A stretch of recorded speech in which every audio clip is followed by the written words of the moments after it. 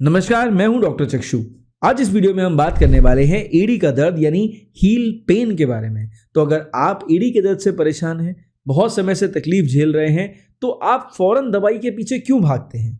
पहले जानिए कि भाई ये एड़ी के दर्द के क्या कारण हैं। बहुत सारे कारण हैं, उसके अकॉर्डिंग निवारण के ऊपर चर्चा करिए, क्योंकि वहां पर मैनेजमेंट भी आएगा, वहां पर दवाई भी आएगी। तो ये तीनों बातें जो आपस में कनेक्टेड हैं, इनको जानना समझना जरूरी है ताकि आप अपने एड़ी के दर्द से छुटकारा पा सकें। आप समझदार हैं, आप इस वीडियो को पूरा जरूर देखेंगे।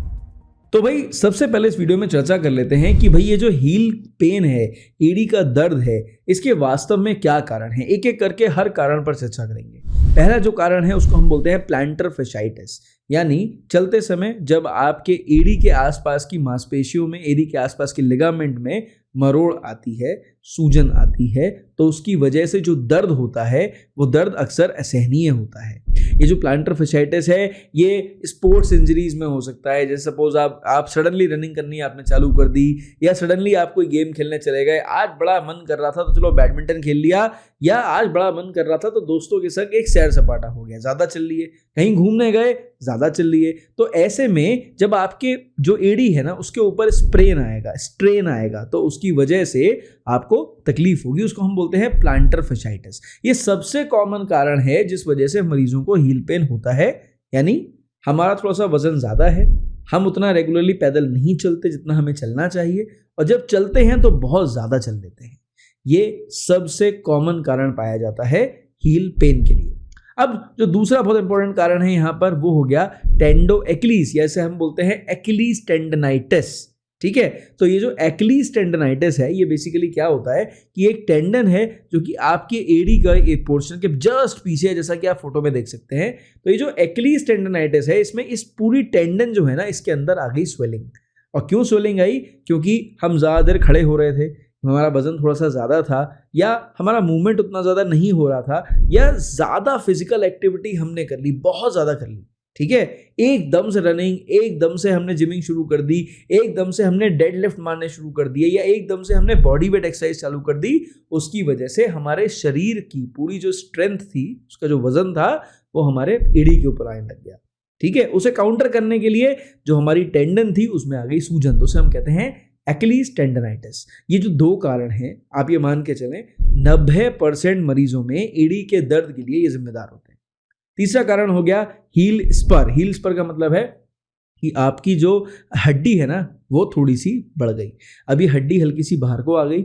ये हड्डी जो है आपके हील के जस्ट नीचे की तरफ भी हो सकती है और आपके हील के पीछे की तरफ भी हो सकती है। उसकी वजह से क्या है, जूते पहनने में दिक्कत होगी, चलने में दिक्कत होगी, उठने बैठने में दिक्कत होगी, पैर आगे बढ़ाने में दिक्कत होगी।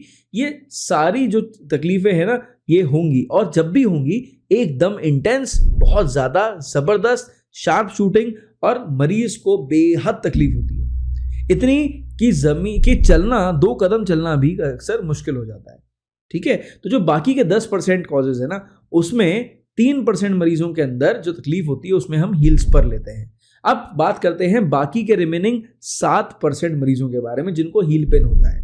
अब देखिए क्या कारण हो सकते हैं। अगर आपका वजन ज़्यादा है तो उसकी वजह से ये तीनों कंप्लेंट तो हैं ही, लेकिन अगर ये तीनों नहीं भी हो रही हैं तो सिर्फ ज़्यादा वजन होने की वजह से जब हम ज़्यादा देर खड़े रहते हैं, स्पेशली हमारी घर की महिलाएं, फॉर एग्जाम्पल कि भाई वो घर में किचन में लगातार काम कर रही हैं, कपड़े धो रही हैं, खासकर स्पेशली जब आपके पास सेमी ऑटोमेटिक मशीन हो और भारी भारी कपड़े आपको एक जगह से उठाकर दूसरे टब में डालने हो, वो रिंस करने के लिए यानी सुखाने के लिए, तो ऐसे में बहुत एड़ी पे प्रेशर पड़ता है। खासकर रोटी बेलते समय भी पूरा प्रेशर पड़ता है, सब्जी बनाते समय भी पूरा प्रेशर पड़ता है। वो ज़्यादा देर खड़े रहने की वजह से भी एड़ियों में अक्सर दर्द हो जाता है। दूसरा हार्मोनल कारण, भाई हार्मोनल चेंजेस की वजह से महिलाओं में ऑस्टियोपोरोसिस अक्सर होने लग जाता है, जिसकी वजह से भी हड्डियों में ताकत कम रहती है, मांसपेशियों में कमजोरी आती है, वजन थोड़ा बढ़ता है और ये एड़ी का दर्द चालू हो जाता है। सबसे इंपॉर्टेंट कारण जो महिलाओं और पुरुषों दोनों में अक्सर देखने को मिलता है, और वो है रॉन्ग फुटवेयर। अगर आप एक अच्छी जूता, अच्छा चप्पल नहीं पहन रहे हैं, आप मान के चलिए कभी ना कभी आपको ये एड़ी के दर्द की शिकायत ज़रूर होगी। आप इससे ज़रूर जूझेंगे, क्योंकि एक अच्छा जूता या एक अच्छी चप्पल आपके जो बॉडी का बैलेंस है, जो वेट आपका मैनेजमेंट है, उसको अच्छे से करती है। इसलिए हमेशा याद रखिए, अगर आपको एड़ी के दर्द शुरू हुआ है ना, तो सबसे पहले किसी भी कारण पर जाएं या ना जाएं, अपने जूते चप्पल पर जरूर जाइए। चप्पल बदल के देखिए, जूता बदल के देखिए, आपको फर्क महसूस हो जाए तो आप फौरन उस जूते या चप्पल को उठाकर हटा दीजिए, किसी और को दे दीजिए। वो आपकी एड़ी के दर्द के एक बहुत बड़े कारण के रूप में जरूर सामने आएगा। अब आ जाते हैं सबसे इंपॉर्टेंट सवाल के जवाब के ऊपर कि भैया ऐसा क्या करें कि डॉक्टर के पास जाने से पहले हमारे एड़ी के दर्द में सुधार आ जाए, यानी कौन सी हम होम रेमेडीज ट्राई कर सकते हैं। देखिए बहुत ध्यान से समझ लीजिए, जब भी हम एड़ी के दर्द की होम रेमेडीज के बारे में बात करेंगे, हम चर्चा करेंगे सबसे पहले सिकाई के बारे में। देखिए सिकाई कई तरह से होती है। सपोज करिए कि आपको जो गाउटी आर्थराइटिस है वो डेवलप कर गया, यानी यूरिक एसिड बढ़ गया, जिसकी वजह से आपको तकलीफ हो रही है। अब वो तकलीफ आपके हिसाब से हो सकता है आपके जो पैर का अंगूठा हो उसमें हो, पर कुछ परसेंट केसेस में आपको एड़ी में भी दर्द हो सकता है। ऐसे में ये शायद कॉज मैं बताना आपको भूल गया हूँ वीडियो की शुरुआत में, ये भी एक कारण है जिसकी वजह से लोगों को एड़ी में दर्द होता है अक्सर, जिसकी दवा हम लोग देते हैं और बहुत क्विक रिजल्ट्स मिलते हैं। ठीक है, दवाई पे भी हम चर्चा करेंगे आगे।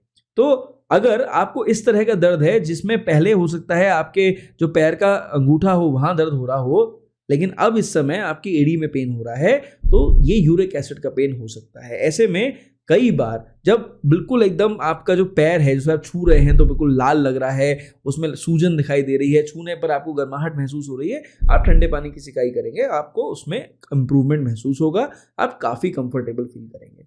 अब अगर यहीं पर सपोज करिए आपकी हड्डी बढ़ रही है, ठीक है, और हड्डी बढ़ने के बाद आपको दर्द हो रहा है, या फिर आपके मसल्स में खिंचाव आ गया है जिस वजह से आपको दर्द हो रहा है, तो अक्सर ठंडे और गर्म दोनों की सिकाई बहुत फायदेमंद होते हैं। यानी आपने 2 बाल्टी पानी लिया, एक में आपने गर्म पानी लिया, एक में आपने ठंडा पानी लिया। स्पेशली जो हील स्पर का पेन है, यानी हड्डी बढ़ने का जो दर्द है, उसमें गर्म और ठंडे दोनों की सिकाई बारी बारी से करने पर पेशेंट को ज़्यादा डिफरेंस फील होता है, दर्द में काफ़ी अच्छा इंप्रूवमेंट फील होने लग जाता है। अब अगर यहीं पर सपोज कर लीजिए कि आपको नस का दर्द हो गया, आपको तकलीफ हो गई, तो कई बार मसाज करने से बड़ा अच्छा आराम आता है। आपने कमर की मसाज करी, हल्के हल्के करके मसाज करी, आपने गर्माहट दी और आपने कमर से लेकर पैर तक की हल्की हल्की सी सिकाई गर्म पानी की बोतल से करने की कोशिश की। सिकाई नहीं करी, सिर्फ किसी तेल से मसाज करा, मसाज से भी आपको गर्माहट महसूस हुई और आपको वो दर्द में आराम आने लग गया। ठीक, अब अगर सपोज करो यहाँ पर प्लांटर fasciitis हो गया या फिर आपको टेंडनाइटिस हो गया, तो ऐसे में क्या है, ज़्यादा एक्सरसाइज करने से तकलीफ हुई, आप कुछ ना करें, जब आप घूम फिर के कहीं सपोज करिए आप घूमने गए हैं, फॉर अ वेकेशन आप गए हैं, दर्द बहुत ज़्यादा एड़ी में हो गया, रात में आए, आप गर्म पानी, गुनगुना पानी निकाल के रखें एक बाल्टी के अंदर, उसमें पैर डाल के रखें, आपको बड़ा अच्छा इंप्रूवमेंट आएगा, रिलैक्सेशन मिलेगा। आप चाहें तो किसी पर्टिकुलर रिजॉर्ट या होटल जहां आप रुके हैं, अगर वहां पर कोई मसाज की सुविधा हो तो किसी को बुला के वहां पे मसाज करवा ले।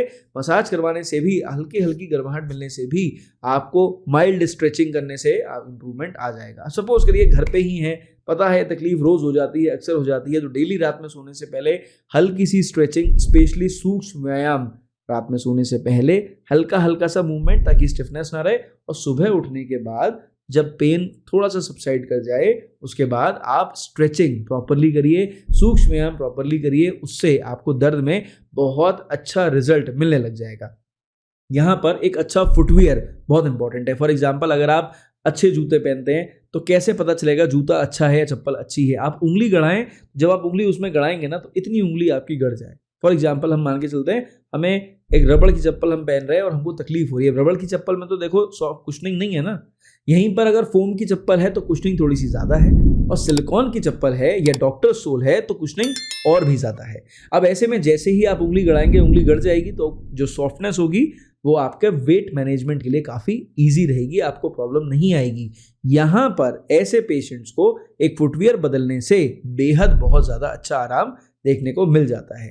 Last but not the least, अगर आप नमक के पानी की सिकाई कर रहे हैं या नमक की पोटली से सिकाई कर रहे हैं तो उससे भी मरीज को काफ़ी अच्छा रिजल्ट देखने को मिलता है।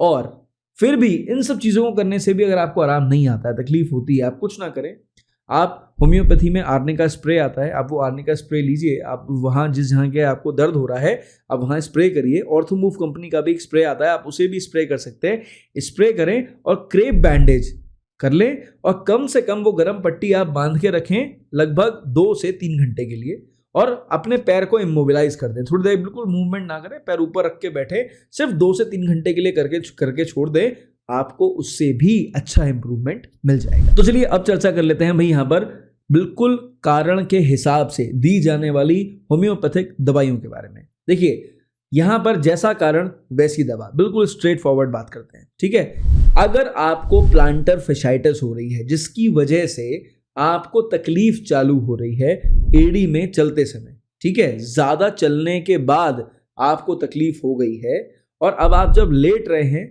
हल्का सा भी मूवमेंट जब आपको हो रहा है, आपको बहुत परेशानी हो रही है, तो ऐसे में आप कुछ ना करें। अगर सपोज आपको इनिशियली जब आप उठ के चलना शुरू करा उस समय आपको तकलीफ है, पर थोड़ा बहुत वॉक करने के बाद आप कंफर्टेबल हैं, तो आप रेस्टॉक्स लीजिए कि रेस्टॉक्स 200 2 बूंद दवा 2 चम्मच पानी में डालकर आपने इमरजेंसी में ली, आधे घंटे के गैप पे आपने 2-3 डोज आपने रेस्टॉक्स की ले ली, यानी 2 घंटे में लगभग आपने 4 डोज ले ली और 4 डोज में आपको इंप्रूवमेंट आ जाएगा। याद रखिए 2 बूंद दवा 2 चम्मच पानी में डाल के ले, मोर देन सफिशिएंट। अब अगर यहीं पे उल्टा हो जाए कि एक कदम भी आगे नहीं रखा जा रहा है, इतनी तकलीफ है, स्टिफनेस इतनी ज्यादा है कि पैर हिलाने से भी तकलीफ हो रही है, हल्का सा भी मूवमेंट नहीं कर पा रहे, जूते पहनने तक में परेशानी हो रही है, यहाँ पर ब्रानिया की जरूरत है। आपने ब्रानिया 200 ली, 2 बूंद दवा 2 चम्मच पानी में डाली और आपने आधे घंटे के गैप पे 4 डोज ले ली, आपको इंप्रूवमेंट आ गया। अब अगर सपोज करिए यहीं पे यूरिक एसिड की परेशानी है कि भाई मेरी रिपोर्ट में यूरिक एसिड बढ़ा हुआ है और मुझे पेन भी यूरिक एसिड का होता था, जो पैर के अंगूठे में होता था, अब एड़ी में हो रहा है, तो यहां पर जो मेडिसिन आपके काम आएगी दैट इज लिडम्पाल। आप लिडम्पाल लेंगे 200 पोटेंसी में, 2 बूंद दवा 2 चम्मच पानी में डालकर आधे घंटे पे आपने 4 डोज ली, आपको इंप्रूवमेंट आ गया, आपने वो दवा बंद कर दी, ठीक। अब सपोज करिए कि आपको टेंडनाइटिस हो गया, यानी आपके टेंडन में स्वेलिंग आ गई, दर्द हो गया, आपकी मसल्स में खिंचाव आ गया, आपको कोई स्प्रेन हो गया, उसकी वजह से तकलीफ हुई, रूटा 200 2 बूंद दवा 2 चम्मच पानी में डाल के आधे घंटे पे आपने 4 डोज ली, आपको इंप्रूवमेंट दिखने लग जाएगा।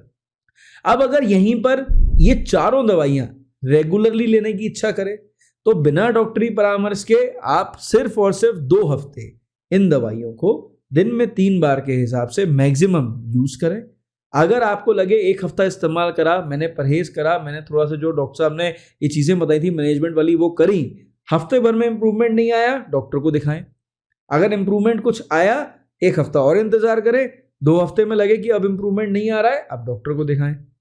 कई बार इन्वेस्टिगेशंस कराने से, डॉक्टर के देखने से, हाथ रख के छूने से, डॉक्टर के बात करने से दवाई बदल जाती है, डायग्नोसिस बदल जाती है, जो शायद आप नहीं कर पाएंगे। अब अगर यहीं पे आपको परेशानी हो गई हड्डी बढ़ने की, हील स्पर, अब हील स्पर अगर हो गया, हील स्पर आपको परेशान कर रहा है, अब आपको उसे इंप्रूव करना है, दर्द बहुत है, दवाइयां ज्यादा काम नहीं करती हैं हील स्पर के अंदर, सिर्फ हैवी पेन किलर्स काम करती हैं, तो यहां पर आप कैलकेरिया फ्लोर 6x और सिलीशिया 6x, ये दोनों दवाइयां बायोकेमिक्स हैं, इजीली अवेलेबल हैं। 4 गोली सुबह दोपहर शाम के हिसाब से कम 21 दिन तक, 21 डेज यानी 3 हफ्ते तक रेगुलर कंज्यूम करिए। ठंडे गर्म की सिकाई करिए, थोड़ा सा मसाजिंग करिए, थोड़ा क्रेप बैंडेजिंग करिए, जूता अच्छा पहनिए, आपको इंप्रूवमेंट मिलने लग जाएगा। वो टैबलेट्स मुंह में डाल के और चूसनी है, कोई पानी वानी में मिक्स करने की जरूरत आपको नहीं पड़ेगी। अब ये सपोज करो जो मैंने आपको बताया था कि कमर में दर्द चालू हुआ या वो जो नस थी वो दबी हुई थी जिसकी वजह से आपको दर्द हो रहा है, तो यहाँ पर हाइपेरिकम सबसे बेटर दवाई है। आप हाइपेरिकम 200 2 बूंद दवा 2 चम्मच पानी में डालकर 15-15 मिनट के गैप पे 3 डोज ले लें, जब आपको लगे दर्द असहनीय है। पर अगर रेगुलर लेने की जरूरत पड़े, दिन में 1 बार सुबह खाली पेट उठने के बाद आप 1 डोज ले लीजिए, आप पूरे दिन कंफर्टेबल रहेंगे, आपको तकलीफ नहीं आएगी। तो अगर आपके चक्षु, आपके नेत्र इस वीडियो को देखने के बाद खुल गए हो, कुछ समझ में आया हो, कुछ सही बात महसूस हुई हो, चैनल पर पहली बार आए हो, सब्सक्राइब जरूर करें, हमें बड़ा मोटिवेशन मिलता है। और अगर आप रेगुलर वीडियोस देखते हैं, अपने सवाल, जो भी आपके क्वेश्चंस आपके मन के अंदर हो, जो भी आपको लगे कि भाई मेरे को इस दवा से इंप्रूवमेंट आया, उससे नहीं आया, कमेंट सेक्शन में जरूर लिखिए। दूसरों की कई बार बहुत मदद होती है। मुझसे परामर्श चाहिए, कुछ ना करें, व्हाट्सएप पर मेरे स्टाफ से कांटेक्ट करें, वो आपको अपॉइंटमेंट जरूर देगा, अपॉइंटमेंट मिलेगा, मैं आपसे बात जरूर करूंगा। इस वीडियो में सिर्फ इतना ही। मेरी तरफ से नमस्कार, थैंक यू एंड जय हिंद।